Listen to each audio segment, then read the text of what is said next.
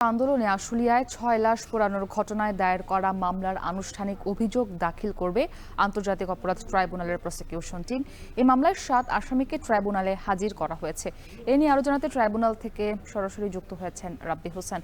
রাব্বি, আশুলিয়ার ঘটনার অভিযোগ কি দাখিল করা হয়েছে কিনা জানাবেন, এবং শেখ হাসিনার মামলার শুনানি কখন শুরু হতে পারে?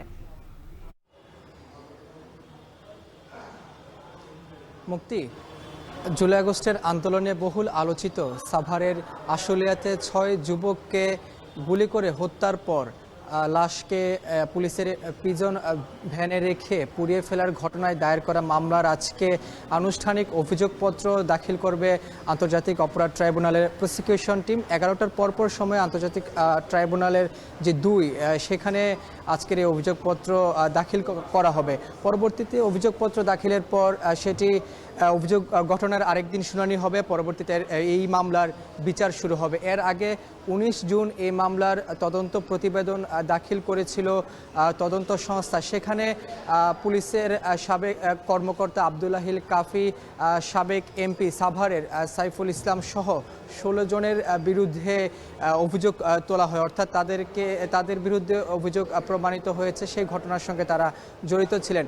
এবং এই ঘটনার আজকে ৭ জনকে আব্দুল্লাহিল কাফি, সাবেক এই পুলিশ কর্মকর্তা, ডিবির পরিদর্শক আরাফাত সহ আজকে ৭ জনকে কিছুক্ষণ আগে আন্তর্জাতিক অপরাধ ট্রাইব্যুনালে হাজির করা হয়েছে, তাদেরকে নিয়ে আসা হয়েছে। ১১টার পরপর তাদের যেই আজকের এই আনুষ্ঠানিক অভিযোগপত্র দাখিল করার যে সময় সেটি আসলে শুরু হবে। এবং এটি এর আগে যখন তদন্ত সংস্থা তদন্ত প্রতিবেদন জমা দেওয়া হয় তখন আন্তর্জাতিক অপরাধ ট্রাইব্যুনালের প্রসিকিউশন টিম বলেছিলেন এটি একটি নৃশংস হত্যাযজ্ঞ, কারণ সেখানে এই যে ৬ যুবককে হত্যা করা হয় তার মধ্য থেকে একজন জীবিত ছিলেন। জীবিত থাকার অবস্থাতেই তাকে তার গায়ে পেট্রোল ঢেলে তাকে পুড়িয়ে ফেলা হয়। সেটি একটা নৃশংস ঘটনা বর্ণনা করেছেন প্রসিকিউশন টিম।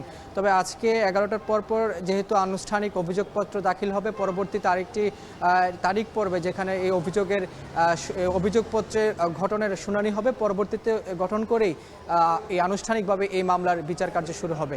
এই ছিল আমার কাছে এখন পর্যন্ত সবশেষ খবর। সহকর্মী রাব্বি হোসেন যুক্ত ছিলেন আন্তর্জাতিক অপরাধ ট্রাইব্যুনাল থেকে।